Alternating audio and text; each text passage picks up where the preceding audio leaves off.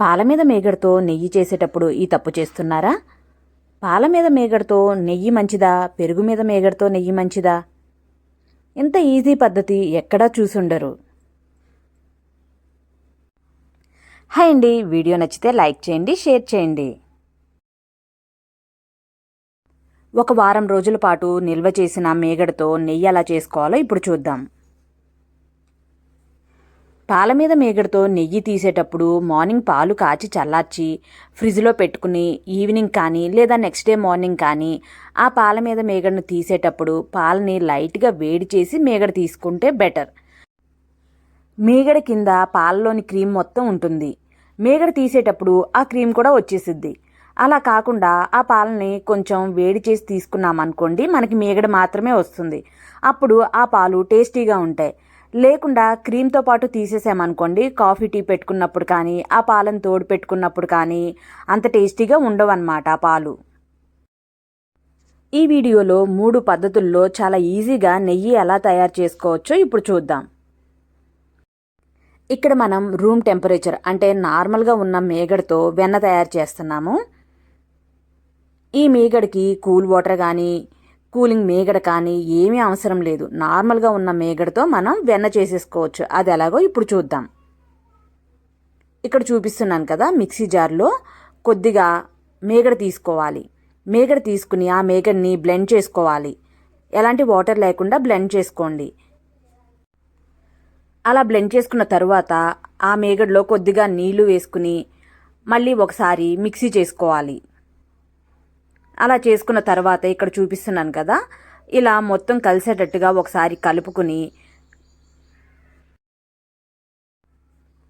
ఇక్కడ చూపించిన విధంగా వెన్న తీసుకోవడమే. వెన్న తీసుకోవడం చాలా ఈజీ.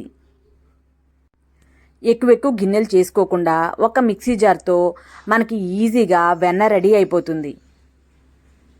అలా వెన్న తీసుకునేటప్పుడు, వెన్న స్టోర్ చేసుకునేటప్పుడు పెద్ద గిన్నెలో ఒకే గిన్నెలో పెట్టేసుకున్నామనుకోండి మీగడ మొత్తం, అదే గిన్నెలో మళ్ళీ మనం వెన్నని నెయ్యిగా వేడి చేసేసుకోవచ్చు. అలా కాకుండా నేను పెట్టుకున్నట్టుగా చిన్న చిన్న గిన్నెల్లో పెట్టుకున్నప్పుడు అలా పక్కన చూపించిన విధంగా పెద్ద గిన్నె ఒకటి తీసుకుని అందులోకి మీగడ మొత్తం వెన్న చేసుకుని ఆ వెన్న అందులో వేసేసుకోవడమే. ఇదొక పద్ధతి. రెండవ పద్ధతి ఏంటంటే, ఇక్కడ చూపించిన విధంగా ఒక పెద్ద గిన్నె తీసుకుని ఆ గిన్నెలోకి మీగడ మొత్తం ఒకేసారి తీసేసుకుని అందులో కొంచెం వాటర్ పోసుకుని మజ్జిగ చిలికేది కానీ బ్లెండర్తో కానీ బ్లెండ్ చేసుకున్నామనుకోండి, ఈజీగా వెన్న రెడీ అయిపోతుంది. మనం ఇలా మిక్సీ జార్లో కొద్దిగా ఎక్కువగా కష్టపడ్డం ఎందుకు అనుకున్నప్పుడు మనం ఇలా ఒక గిన్నెలోకి మీగడ మొత్తం తీసుకుని ఈజీగా వెన్న రెడీ చేసుకోవచ్చు.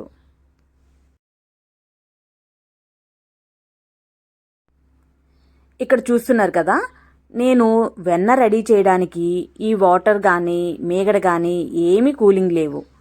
నార్మల్గా రూమ్ టెంపరేచర్లో ఉండే మీగడతో నార్మల్ వాటర్ పోసి నేను వెన్న తయారు చేస్తున్నాను.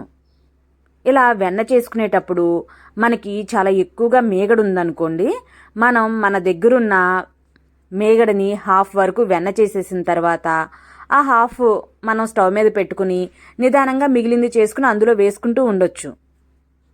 స్టవ్ సిమ్లో ఉంటే మనకి ఈజీగా అయిపోతుంది. ఇక్కడ చూపించిన విధంగా మజ్జిగ మొత్తం ఒక గిన్నెలోకి తీసుకుంటున్నాను. ఇక్కడ చూస్తున్నారు కదా, నార్మల్ వాటర్. మనకి మీగడ ఎన్ని బాక్సుల్లో ఉంటే అన్ని బాక్సుల్లో పక్కన పెట్టేసుకున్నాను. మనకి ఎప్పుడైనా సరే ప్రాసెస్ చాలా ఎక్కువగా ఎందుకు అనిపిస్తుంది అంటే, గిన్నెలు ఎక్కువగా కనిపిస్తున్నప్పుడు అబ్బా ఇంత పెద్ద ప్రాసెస్ మనకు అవసరమా అన్నట్టుంటుంది. కానీ మనం ఒక్కసారి ఇంట్లో కనుక నెయ్యి తయారు చేసుకుంటే బయట అసలు కొనడానికి ఇష్టపడము. ఇంట్లో తయారు చేసిన నెయ్యి అంత టేస్టీగా ఉంటుంది. మనం వాటర్ ఎక్కువగా వేయకుండా ఇక్కడ చూపించిన విధంగా మజ్జిగ మరీ చిక్కగా లేకుండా ఉంటే వాటినే మళ్ళీ రీయూజ్ చేసుకోవచ్చు. బాగా చిక్కగా ఉంటే ఆ మజ్జిగ యూజ్ చేసుకుని మనం వెన్న తీయడం కష్టమవుతుంది కాబట్టి అప్పుడు నార్మల్ వాటర్ వేసుకోవాలి. మజ్జిగ పలచగా ఉంటే మళ్ళీ యూజ్ చేసుకోవచ్చు.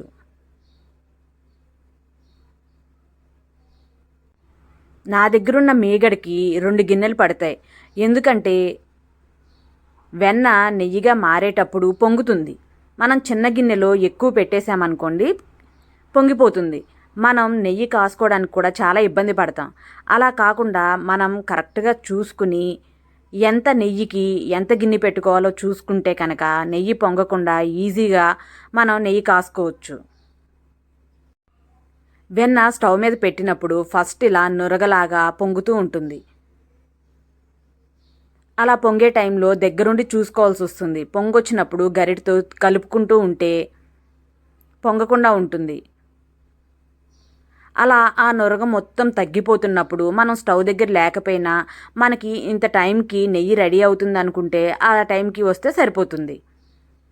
ఇలా నురగగా వచ్చినప్పుడు మాత్రం దగ్గరుండి చూసుకోవాలి, లేదంటే పొంగిపోతుంది చిన్న గిన్నె అయితే. పెద్ద గిన్నెలో పెట్టేస్తే కనుక ఈజీగా పెట్టేసి వేరే పని చేసుకోవచ్చు. ఇక్కడ చూస్తున్నారు కదా, ఈ స్టేజ్కి వచ్చిన తర్వాత ఇంకా పొంగదు. స్లోగా ఆ వెన్న అలాగే కరిగి నెయ్యిగా తయారవుతుంది. ఈ స్టేజ్కి వచ్చిన తర్వాత మనం వేరే పని చూసుకుంటూ ఉండొచ్చు. ఎందుకో తెలియదు కానీ ఇత్తడి గిన్నెలో కాసిన నెయ్యికి సత్తి దాంట్లో కాసిన నెయ్యికి చాలా డిఫరెన్స్ ఉంది. ఆ డిఫరెన్స్ ఎందుకు వచ్చింది అనేది నాకైతే అర్థం కాలేదు. ఇక్కడ ఈ మజ్జిగ చూస్తున్నారు కదా, ఈ మజ్జిగ మనకి వచ్చినప్పుడు మనం తీసుకున్న మేగడ 2-3 రోజులదైతే ఆ మజ్జిగ యూజ్ చేసుకోవచ్చు. లేదు 1 వీక్ అలా అయ్యింది అంటే కనుక ఆ మజ్జిగకి 1 గ్లాసు మజ్జిగకి 3 గ్లాసులు వాటర్ కలిపేసి మొక్కలకి వేసుకున్నామనుకోండి, మంచి పోషకాలలాగా పనిచేస్తాయి. అన్ని రోజులు స్టోర్ చేసిన మేగడ నుంచి వచ్చిన మజ్జిగని తీసుకోవడం అంత హెల్త్కి మంచిది కాదు కాబట్టి జాగ్రత్తగా చూసుకుని యూజ్ చేసుకోండి. ఇక్కడ చూస్తున్నారు కదా, మనకి నెయ్యి వస్తున్నప్పుడే మనకి డిఫరెన్స్ తెలిసిపోతుంది. ఎంత కలర్ చేంజ్ ఉందో చూడండి. మనకి ఇలా నెయ్యి తయారైపోతున్నప్పుడు లాస్ట్ స్టేజ్కి వచ్చేసినప్పుడు కొంచెం దగ్గరుండి చూసుకోవాల్సి వస్తుంది. లేదంటే మొత్తం అడుగున ఉన్నది మొత్తం అంతా మాడిపోయి మనకి నెయ్యి డార్క్ కలర్లోకి వచ్చేస్తుంది. అలా కాకుండా లైట్ గోల్డెన్ కలర్లోకి రాగానే మనం స్టవ్ ఆఫ్ చేసామనుకోండి, నెయ్యి మొత్తం చల్లారేసరికి గోల్డ్ కలర్లోకి వచ్చేస్తుంది. ఈ స్టేజ్కి వచ్చినప్పుడు ఆఫ్ చేసేసుకోవాలి. అలా ఆఫ్ చేసేసుకుంటే మనకి నెయ్యి మొత్తం చల్లారేసరికి కరెక్ట్ కలర్ వస్తుంది. ఇలా బాయిల్ అవుతున్నప్పుడు ఇందులో మనం తమలపాకులు వేసుకున్నాం అనుకోండి, మనకి నెయ్యి స్మెల్ నెక్స్ట్ లెవెల్లో ఉంటుంది. నెయ్యి డబ్బా ఎప్పుడు ఓపెన్ చేసినా సరే స్మెల్ ఎప్పుడు ఒకేలా ఉంటుంది. ఈ స్టేజ్లో ఉన్నప్పుడు 1-2 తమలపాకులు యాడ్ చేసుకుంటే సరిపోతుంది. ఇలా చల్లారిన తర్వాత ఈ నెయ్యిని వడగొట్టేసుకోవాలి. ఇక్కడ ఈ గిన్నెలో ఉన్న నెయ్యికి పైన వేస్ట్ లాగా ఏం రాలేదు కాబట్టి నార్మల్గా వడగొట్టేస్తున్నాను. లేదు అంటే ఫిల్టర్ పెట్టుకుని వడగొట్టుకోవచ్చు.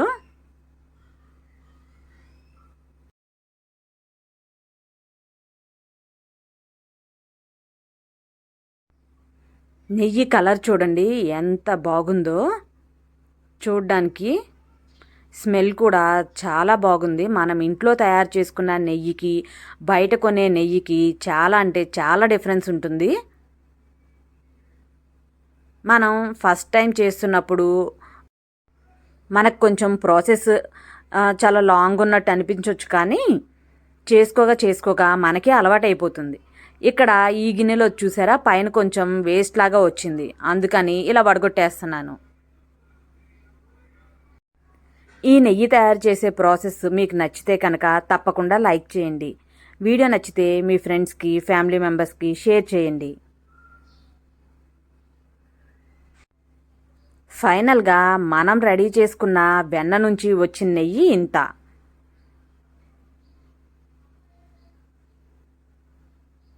చూడండి ఎంత నెయ్యి వచ్చిందో.